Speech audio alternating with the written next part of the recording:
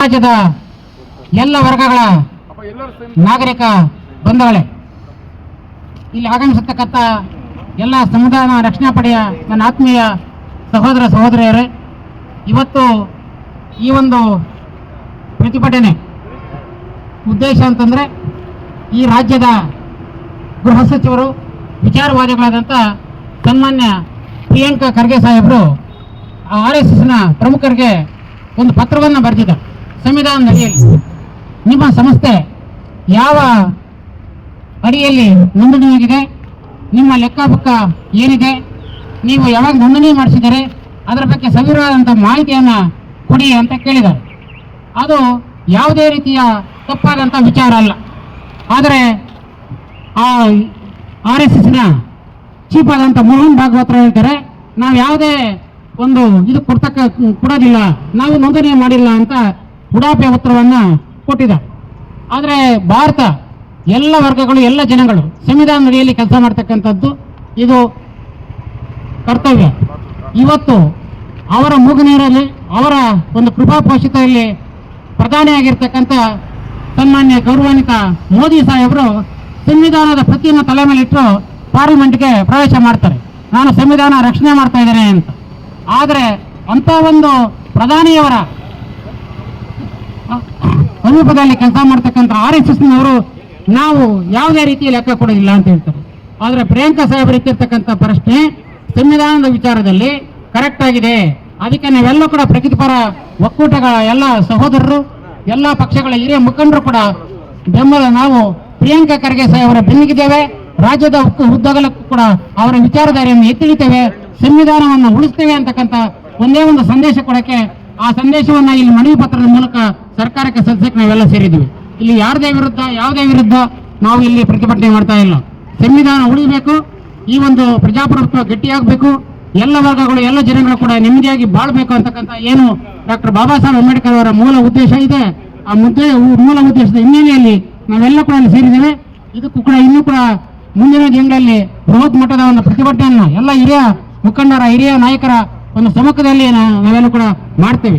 ಇವತ್ತು ಕೂಡ ಬೇರೆ ಬೇರೆ ಹಿರಿಯ ನಾಯಕರು ಕೂಡ ಮಾನ್ಯ ಪ್ರಿಯಾಂಕಾ ಖರ್ಗೆ ಸಾಹೇಬರವರ ಬೆನ್ನಿಗೆ ನಿಂತಿದ್ದಾರೆ, ಅವರಿಗೆ ಬೆಂಬಲವನ್ನು ಕೊಟ್ಟಿದ್ದಾರೆ. ವಿಶೇಷವಾಗಿ ಅನೇಕ ಬುದ್ಧಿಜೀವಿಗಳು, ಅನೇಕ ಹಿರಿಯರು ಕೂಡ ಇಲ್ಲ ಗೃಹ ಮಂತ್ರಿ ಹೇಳ್ತಕ್ಕಂಥ ವಿಚಾರ ಕರೆಕ್ಟ್ ಆಗಿದೆ ಅಂತಕ್ಕಂಥ ಪ್ರತಿಪಾದನೆ ಮಾಡಿದ್ದಾರೆ. ಆದರೆ ಕೆಲವು ಮತಾಂಧ ಕಿಡಿಗೇಡಿಗಳು ಅವರನ್ನ ಏಕವಚನದಲ್ಲಿ ಮಾತಾಡ್ತಕ್ಕಂಥದ್ದು, ಅವರನ್ನ ದೂಷಣೆ ಮಾಡ್ತಕ್ಕಂಥದ್ದು, ಅವರ ವಿಚಾರಧಾರೆಯನ್ನು ಅಲೆಗಳ್ತಕ್ಕಂಥದ್ದು ಮಾಡ್ತಿದ್ದಾರೆ. ಅದನ್ನು ನಾವೆಲ್ಲರೂ ಕೂಡ ಉಗ್ರವಾಗಿ ಖಂಡಿಸ್ತೇವೆ. ಕಾರಣ ನಾವೆಲ್ಲ ಭಾರತೀಯರು, ನಾವೆಲ್ಲ ಕೂಡ ಏನು ಬಾಬಾ ಸಾಹೇಬ್ ಅಂಬೇಡ್ಕರ್ ಅವರು ಬರೆದಂಥ ಸಂವಿಧಾನ ಇದೆ, ಇದು ಒಂದು ವರ್ಗಕ್ಕೆ ಬರೆದಂಥ ಸಂವಿಧಾನ ಅಲ್ಲ, ಒಬ್ಬರು ಕೊಟ್ಟಂಥ ಸಂವಿಧಾನ ಅಲ್ಲ, ಇಡೀ ಎಲ್ಲ ವರ್ಗಗಳ, ಎಲ್ಲ ಜನಗಳ ಒಂದು ಸೇವೃದ್ಧಿಗೆ ಮತ್ತು ಎಲ್ಲ ವರ್ಗಗಳ ಸುಖ ಶಾಂತಿಗೆ ನೆಮ್ಮದಿಯಾಗಿ ಬಾಳ್ತಕ್ಕಂಥ ಒಂದು ವಿಚಾರಧಾರೆಗೆ ಕೊಟ್ಟಿರ್ತಕ್ಕಂಥ ಸಂವಿಧಾನ. ಇದನ್ನು ಮಾನ್ಯ RSSನ ಹಿರಿಯರಿದ್ದಾರೆ, ಅವರೆಲ್ಲ ಕೂಡ ಅರ್ಥ ಮಾಡ್ಕೋಬೇಕು. ಅವರ ಪ್ರಶ್ನೆ ಹೇಳಬೇಕಾಗಿ ನಾವು ಅವರ ಏನು RSSನ ಧೋರಣೆ ಇದೆ ಅದನ್ನು ನಾವು ಅಲಿಗಳಿತೇವೆ, ಅದನ್ನು ಖಂಡಿಸ್ತೇವೆ. ಏನು ಮಾನ್ಯ ಕ್ರಿಯಾಶೀಲ ಬುದ್ಧಿವಂತ ಮಂತ್ರಿಗಳಾಗಿದ್ದಾರೆ ಮತ್ತು ದಕ್ಷ ಆಡಳಿತಗಾರಿದ್ದಾರೆ ಸನ್ಮಾನ್ಯ ಪ್ರಿಯಾಂಕಾ ಖರ್ಗೆ ಅವರ ವಾದವನ್ನ ನಾವು ಖಂಡಿತ ಬೆಂಬಲಿಸ್ತೇವೆ.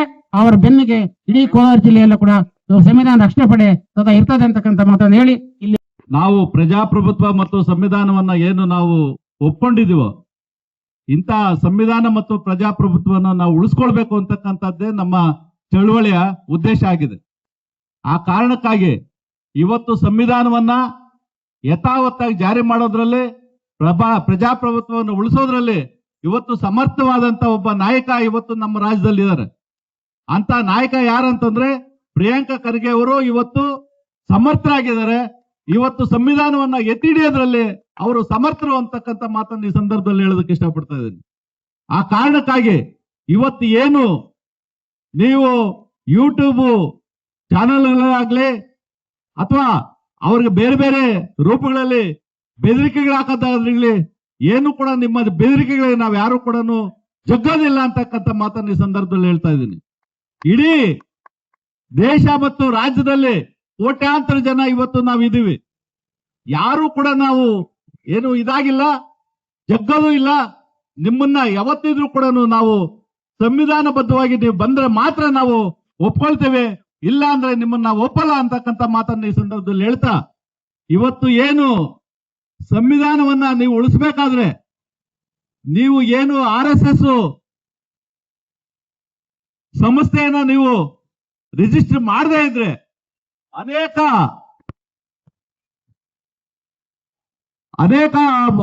ಸಂಘಗಳು ಕೂಡ ಇವತ್ತಿದೆ, ಆ ಸಂಘಗಳು ಕೂಡ ರಿಜಿಸ್ಟರ್ ಆಗಕ್ಕೆ ಸಾಧ್ಯ ಆಗಲ್ಲ.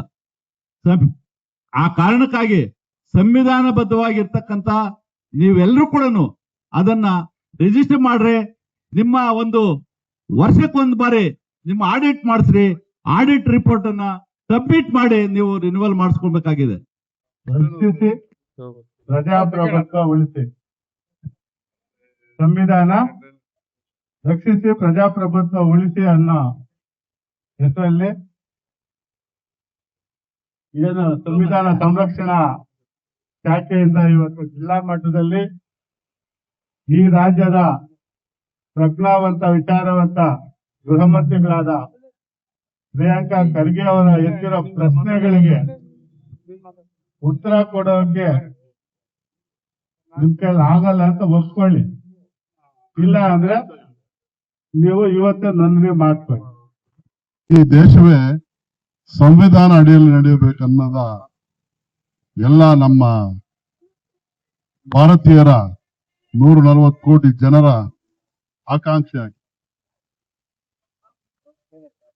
ಈ ಪ್ರಿಯಾಂಕಾ ಖರ್ಗೆ ಸಾಹೇಬರು ಮಾತಾಡಿರೋದೇನು, ಸಂವಿಧಾನ ಅಡಿಯಲ್ಲಿ ನಡೆಯೋಣ, ಸಂವಿಧಾನ ಅಡಿಯಲ್ಲಿ ಯಾವುದೇ ಸಂಘ ಸಂಸ್ಥೆಗಳು ರಿಜಿಸ್ಟ್ರೇಷನ್ ಮಾಡ್ಬೇಕಾದ್ರೆ ಕಡ್ಡಾಯ. ನಾವು ಎಷ್ಟೋ ಸಂಘ ಸಂಸ್ಥೆಗಳು ನಡೆಸ್ತಾ ಇದೀವಿ. ಒಂದು ವಿದ್ಯಾಸಂಸ್ಥೆ ನಡೆಸಬೇಕಾದ್ರೆ ಇನ್ಕಮ್ ಟ್ಯಾಕ್ಸ್ ಆಡಿಟ್ ಆಗ್ಬೇಕು. ಆಡಿಟ್ ಅಲ್ಲಿ ಖರ್ಚು ವೆಚ್ಚ, ಪ್ರಜೆಗಳಿಂದ ಬಂದ ಹಣವನ್ನ ಖರ್ಚು ವೆಚ್ಚವನ್ನು ಕಡ್ಡಾಯವಾಗಿ ತೋರಿಸಬೇಕು. ಕಾನ್ಸ್ಟಿಟ್ಯೂಷನ್ ಇದೆ. ನೀವು ಕಾನ್ಸ್ಟಿಟ್ಯೂಷನ್ ಮೀರಿದ ಅಂತ ಜನನ, ಹಾಗಾದ್ರೆ ಈ ದೇಶದ ಕಾನ್ಸ್ಟಿಟ್ಯೂಷನ್ ಏನು ಮರ್ಯಾದೆ ಇಲ್ವಾ? ಮೋದಿಯವರು ಅದನ್ನ ತಲೆ ಮೇಲೆ ಇಟ್ಕೊಂಡು ನನ್ನ ಮೊದಲನೇ ಕರ್ತವ್ಯ ಏನಂದ್ರೆ ಕಾನ್ಸ್ಟಿಟ್ಯೂಷನ್ ನ ಉಳಿಸೋದು ಅಂತ. ಆದ್ರೆ ಇಲ್ಲಿ ನೀವು ಕೂಲಂಕುಷವಾಗಿ ನಾವು ಯಾವ್ದನ್ನು ಲೆಕ್ಕಪತ್ರನ ಕೊಡಲ್ಲ, ನಾವು ರಿಜಿಸ್ಟ್ರೇಷನ್ ಮಾಡಿಲ್ಲ, ನಾವು ಮಾಡೋದು ಇಲ್ಲ ಅಂದ್ರೆ ಇದ್ರ ಅರ್ಥ ಏನು? ಜಂಗಲ್ ರಾಜ್ಯನ ನಮ್ದು. ನಿಮ್ಮ ರೀತಿಯನ್ನೇ ನಿಮ್ಮನ್ನೇ ಆಧಾರವಾಗಿ ಇಟ್ಕೊಂಡು ಸಮಾಜದಲ್ಲಿ ಎಲ್ಲರೂ ಸಂಘ ಸಂಸ್ಥೆಗಳು ಮಾಡಿ ದುಡ್ಡು ಉಸುಲು ಮಾಡ್ಕೊಂಡಿದ್ರೆ ಅವರು ಯಾರು ಲೆಕ್ಕಪತ್ರಗಳು ಅದು ಕಾನೂನನ್ನ ಪ್ರತಿಪಾದನೆ ಮಾಡಿ ಕಾನೂನು ರೀತಿಯಲ್ಲಿ ನಡ್ಕೋಬೇಕಾದ ಅವಶ್ಯಕತೆ ಇಲ್ವಾ? ಇದೇನಾ ನಿಮ್ ಸಂದೇಶ? ಇದೇನಾ ನೀವು RSS ಅಂತ ಹೇಳ್ಕೊಂಡು ರಾಷ್ಟ್ರೀಯ ಸ್ವಯಂ ಸೇವಕ ಅಂತ ಹೇಳ್ಕೊಂಡು ನಿಮ್ಮ ಸ್ವಯಂ ಸೇವಕ ಇದೇನಾ? ಹಾಗಾದ್ರೆ ಸಾಮಾನ್ಯ ಪ್ರಜೆಗೊಂದು, ಎಲ್ಲರಿಗೂ ಒಂದು ನ್ಯಾಯ, ನಿಮ್ಗೊಂದು ನ್ಯಾಯನಾ? ಈಗಾಗ್ಲೇ ನೀವೇ ನೋಡಿದಿರಿ, ನಮ್ಮ ಕೆಲವು ದೇವಸ್ಥಾನಗಳಲ್ಲಿ ದುಡ್ಡು ದುರ್ಬಳಕೆ ಆಗಿದೆ ಅಂತ ಸೇ ಹಾಕೊಂಡು ಅವ್ರ ಮೇಲೆ CBI ಅವರು ರೈಡ್ ಮಾಡ್ತಾ ಇದಾರೆ. ರೈಡ್ ಮಾಡಿ ಅವ್ರನ್ನೆಲ್ಲ ಹಿಡಿತಾ ಇದಾರೆ, ಜೈಲ್ಗೆ ಹಾಕ್ತಾ ಇದಾರೆ. ಈ ರೀತಿ ನಡೆಯುವಾಗ ನಿಮ್ಗೆ ಏನಾಗಿದೆ? ಹಾಗಾದ್ರೆ ನಿಮ್ಮನ್ನು ರೈಡ್ ಮಾಡಿ ಜೈಲ್ಗೆ ಹಾಕ್ಬೋದಾ? ಇದನ್ನ ಪ್ರಿಯಾಂಕಾ ಅವರು ಕರ್ಕೆ ಹೇಳಿದ್ರೆ ಅವ್ರನ್ನ ಪ್ರಾಣಭಯ ಹಾಕಿ ಧಮಕಿ ಹಾಕೋದಾ?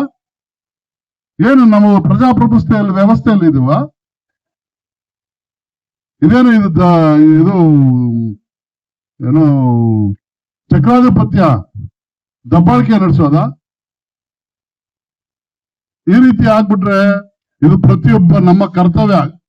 ಏನ್ ಅಂಬೇಡ್ಕರ್ ಕೊಟ್ಟೋಗಿದ್ದಾರೆ ಈ ದೇಶಕ್ಕೆ ಕಾನೂನನ್ನ, ಆ ಕಾನೂನನ್ನ ಸಂರಕ್ಷಣೆ ಮಾಡಿದ್ರೆ ಅಂದ್ರೆ ನಾವೇನಾದ್ರೂ ಬದುಕಕ್ಕೆ ಸಾಧ್ಯ ಆಗ್ತದೆ. ಕಾನೂನು ಇಲ್ಲದೆ ಅವ್ರು ಇಷ್ಟ ಪ್ರಕಾರ ಅವ್ರಿಗೆ ಏನಾದ್ರು ನೀವು ಕೊಟ್ಬಿಟ್ರೆ ಅಂದ್ರೆ ದೇಶ 4 ದಿವಸದಲ್ಲಿ ನಾಶನವಾಗೋಗ್ಬಿಡ್ತದೆ. ದಯವಿಟ್ಟು ಜವಾಬ್ದಾರಿ ಇರುವಂತ ಜನ ಎಲ್ಲರೂ ಸೇರಿ ಭಾರತೀಯರು ಈ ಕಾನ್ಸ್ಟಿಟ್ಯೂಷನ್ ಉಳಿಸ್ಕೋಬೇಕು. ಆ ಉಳಿಸ್ಕೊಂಡಾಗ ನಮ್ಮ ಪೀಳಿಗೆ ಅದರ ರಕ್ಷಣೆಯಲ್ಲಿ, ಅದರ ಅಡಿಯಲ್ಲಿ ನಾವು ದೇಶ ಉದ್ಧಾರ ಅಲ್ಲದೆ ತಮ್ಮ ಜೀವನವನ್ನು ಹಸನುಗೊಳಿಸ್ಕೋಬೇಕಾದಂತ ಪರಿಸ್ಥಿತಿ ಎಲ್ಲರಿಗೂ ಇದೆ. ಅದರಿಂದ ನಾವತ್ತು ಸಂವಿಧಾನ ಕೊಡ್ತೀವಿ. ಒಂದು ರಿಕ್ವೆಸ್ಟ್ ಮಾಡ್ತಾ ಇದ್ದೀವಿ ಪ್ರಧಾನಮಂತ್ರಿಗಳಿಗೆ, ಖರ್ಗೆ ಅವ್ರಿಗೆ, ಪ್ರಿಯಾಂಕಾ ಖರ್ಗೆ ಅವ್ರಿಗೆ ಈ ರೀತಿ ಪ್ರಾಣ ಧಮಕಿ ಹಾಕೋದ್ರಿಂದ ನಮಗೆಲ್ಲರಿಗೂ ಆತಂಕ ಇದೆ. ಅವ್ರಿಗೆ ಝಡ್ ಸೆಕ್ಯೂರಿಟಿ ಕೊಟ್ಟು ಅವ್ರನ್ನ ಕಾಪಾಡ್ಕೋಬೇಕಂತ ಈ ಸಂಘ ಸಂಸ್ಥೆಗಳ ನಮ್ಮ ಸಂವಿಧಾನ ರಕ್ಷಣಾ ಸಮಿತಿಯಿಂದ ನಾನು ದಯವಿಟ್ಟು ಅವ್ರನ್ನ ಕೇಳ್ಕೊಳ್ತಾ ಇದ್ದೀನಿ.